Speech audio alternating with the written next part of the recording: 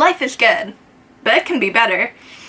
Hi everyone, welcome back to my channel. If you can tell by that intro, I'm doing a Wonder Woman 1984 film review. Yes, I actually watched it on Christmas, but my lazy ass is posting the review almost a week late.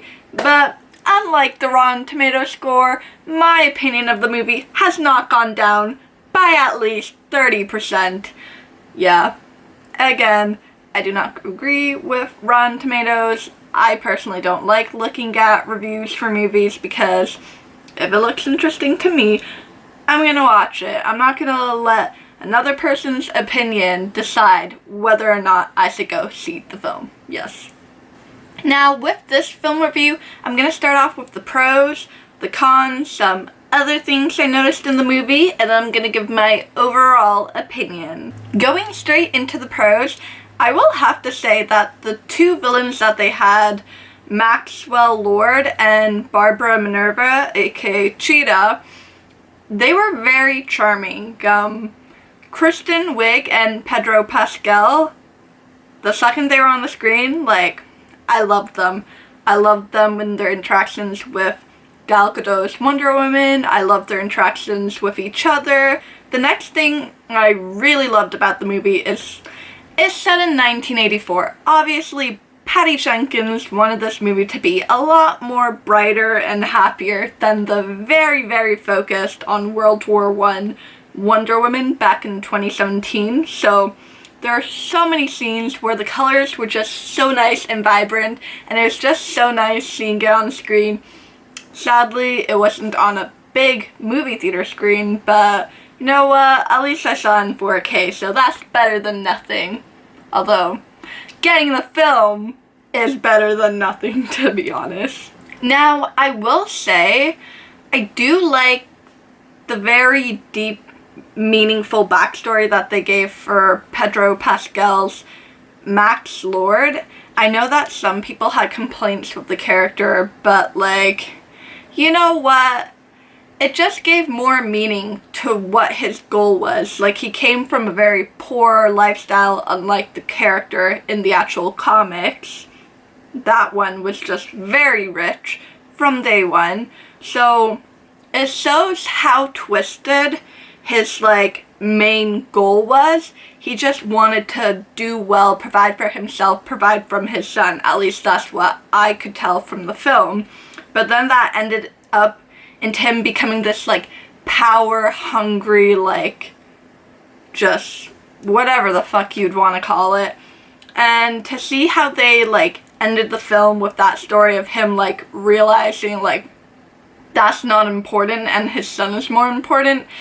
I don't know, I personally liked it. I know a bunch of people have their negative opinions, their own intake on how it ended, but I thought it was a fitting end to the movie, to be completely honest. I also wanted to say that one of my favorite, actually two of my favorite parts in the film was, first of all, near the end when Diana is just trying to stop Max and he's like, "Granted, granted, granted," and she just gets pushed further and further away from him. That was fucking hilarious. I lost it when I saw that the second time I watched the movie, and well shit, Diana, that was not expected, but I'm very glad that they put that because it wasn't more one of those Marvel jokes where it's yeah, you laugh but then you watch it again and you're like, this is dumb. It was actually a funny joke, so I'm glad about that. But I will say there are still some similarities I would see from DC trying to follow the Marvel cookie cutter formula for their movies, but personally I don't think I saw it as much. However, I do know that a lot of people were like, this film looks goofy, why is it so comical? You realize it's set in the 80s for a reason.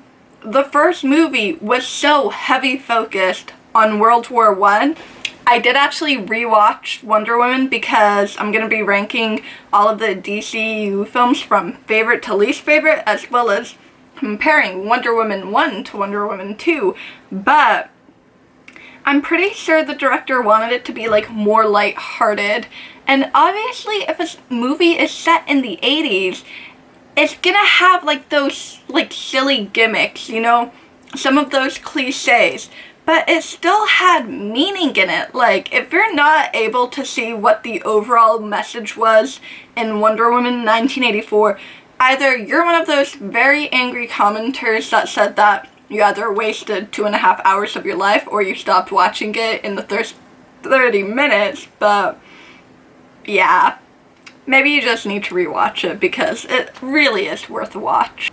Granted, although I do have a lot of pros for the movie, I will say that the cons outweigh the pros, at least in some scenes. So, what was up with like Kristen Wiig's Barbara? Because we did not see her that dorky. I really think like they just needed to give a little bit more of a push to like show how dorky she is, because we had that first day with her and Diana, and literally she wished for it, and the next day she goes into work and then people are actually noticing her. Yes, she's still acting slightly dorky, but her character is starting to change, and I don't think they set the foundation early enough for us fans and watchers to see how different she's changing. Granted, she became like Pedro Pascal's Max, more power hungry once she started getting more and more power. However, we didn't get to see like this dorkiness that really gave meaning behind why she exactly wanted and needed this power. I will say there doesn't seem like much of a point to the mall heist scene other than to be like, oh yeah, this jewelry shop is actually having like a black market scheme, whatever you would call that. Like, I will say the mall scene kind of just felt like unnecessary in my opinion. I know that Diana broke like the security cameras, but like so many people saw you, so obviously you're not getting away. And I know it's kind of hard to go from like a movie that came out in, I believe, 2015 with Batman v Superman, and Diana's character being like, yeah, I turned my back to humanity, but then it's like, 1984? What? So, obviously they can't stick to everything that they're given because this movie is like 5 years later from when that was created, so I'm not mad about that part. It's more like, don't try to make it seem like Wonder Woman is hiding herself when so many people saw her. Like, so many people saw her at the mall, saving those people.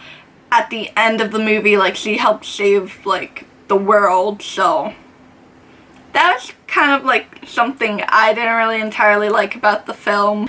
As well, the pacing for the movie, I've seen it twice now, and I still can't tell if they went through the movie too fast or too slow. Like,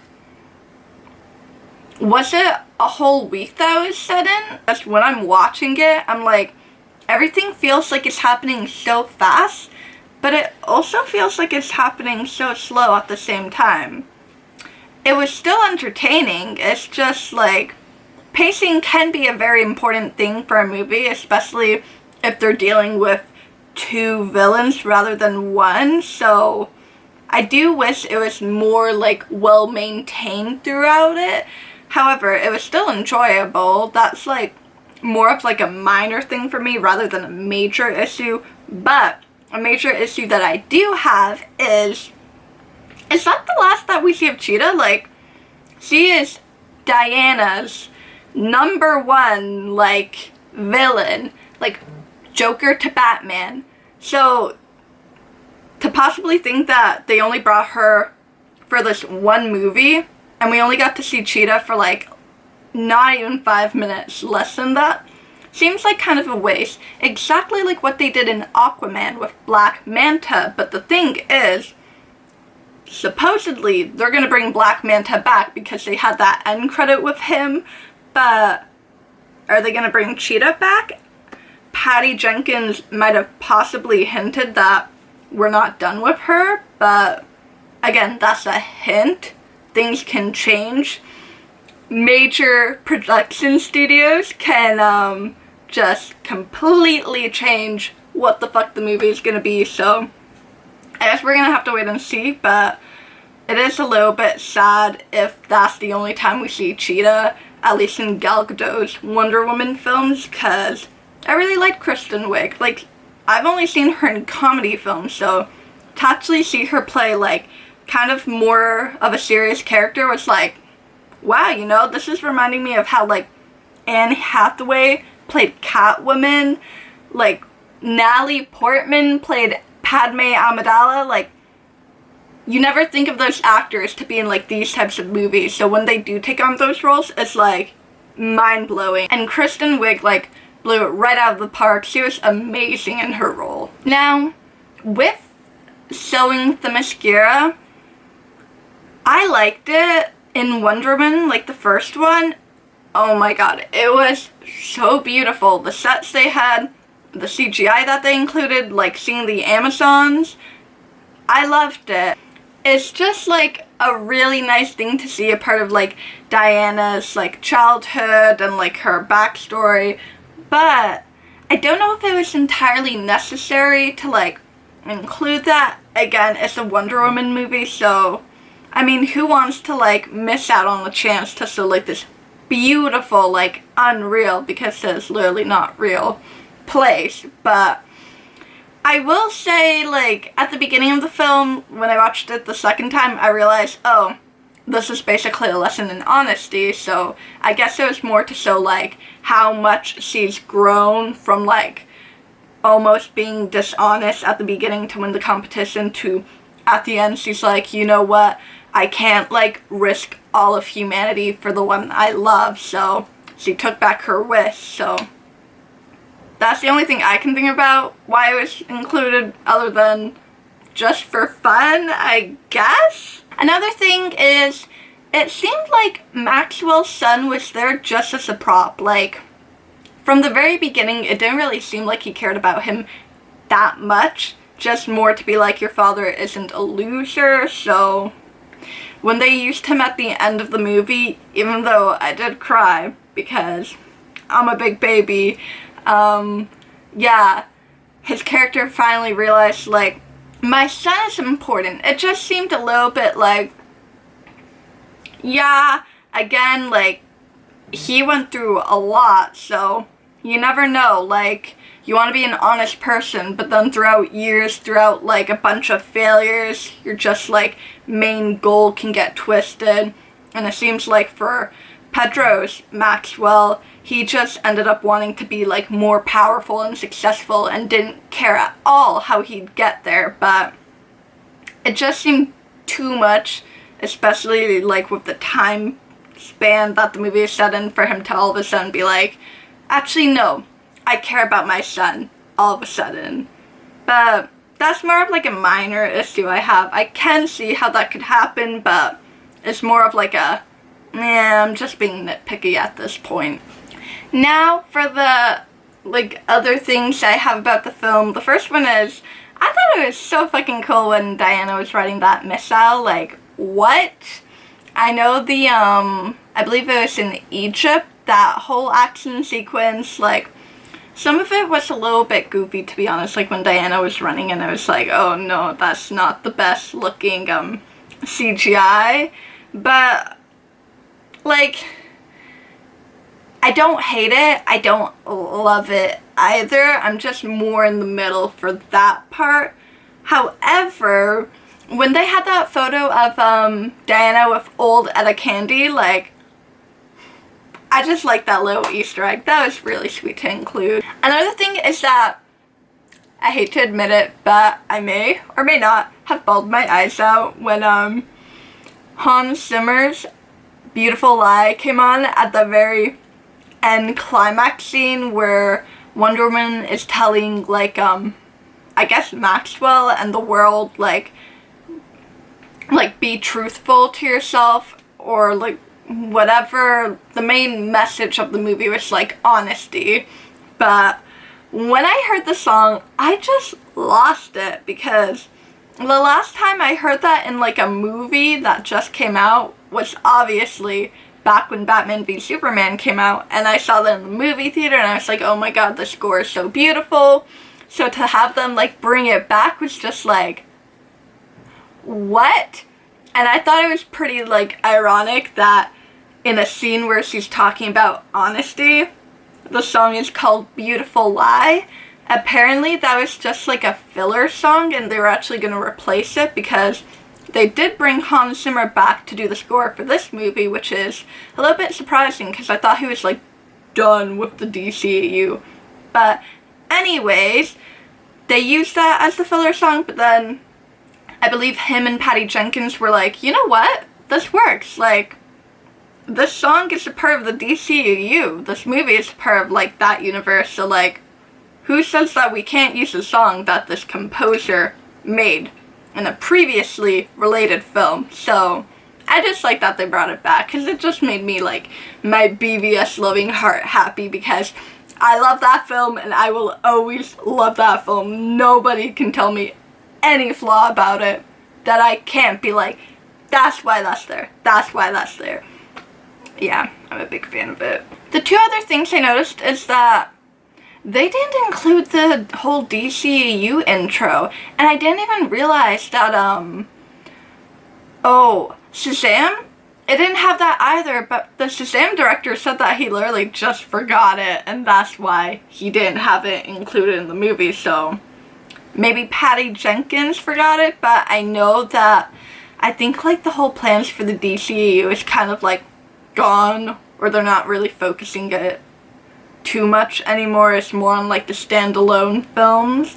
And why did Maxwell always need his supplements? They never actually explained it. Like, did he just always have bad migraines or headaches or what? Because that is one very minor thing that I just want to know. Just because, like, when he became, I believe the Dreamstone is what it's called, he still needed it. So it's like,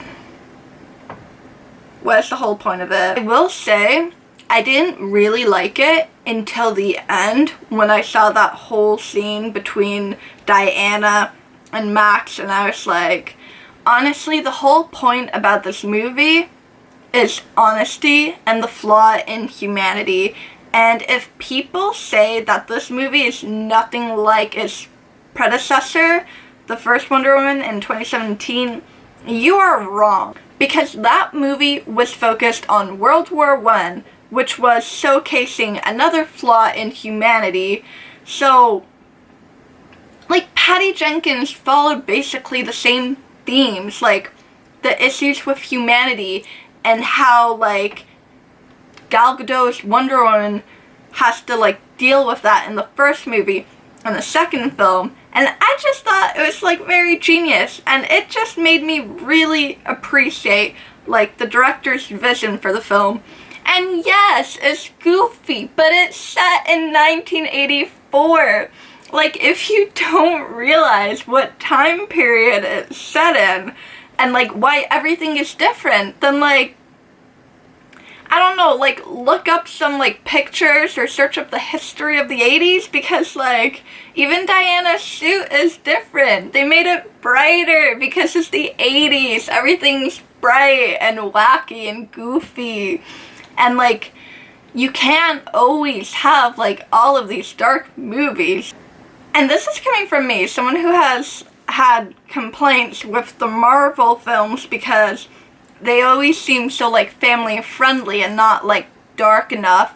But, like, not all superhero movies have to have, like, such a dark setting, you know? They don't need to focus it on, like, two similar things. And I don't know, if you can't appreciate, like, a director wanting to do something different, then it's your own opinion at the end of the day. Yes, the movie had flaws. Is it perfect? No. Is it my least favorite movie? No. Is it my favorite movie? No. But did I like it a lot? Yes, and I think at the end of the day that's important, and a lot of people end up forgetting about it. It's a movie. You don't always have to take it too seriously. They could have done better with their characters. I will admit they did the whole 2-villain thing again rather than 1 villain. But again, if you think about it, the first Wonder Woman had 3 villains, not 2. And someone said that they wish there was like a no man's landing scene. And granted, there wasn't anything like exactly like it, but I honestly think that the ending scene between Diana and Max was fairly similar to No Man's Land, except it wasn't as action-y. And you don't always need a movie to be that action-packed, because sometimes it will be full of action, but then people will still like comment negatively about it. So you're not always gonna get everything you want, sadly. And I will say I didn't get everything I wanted from this movie, but again, at the end of the day, I liked it, and I'm gonna stop repeating myself now. But if you liked this video, give it a huge thumbs up, subscribe to the button below, leave a comment of what your favorite part of Wonder Woman 1984 was. Did you like that end cameo with Linda Carter? Because that was fucking epic. Like, she played the original Wonder Woman, and she played a cameo in this movie. And I will say, I forgot to mention how much I love the Golden Eagle armor. That was so good. I wish it didn't get destroyed, at the very least the wings, but yeah. I'll see you guys next time.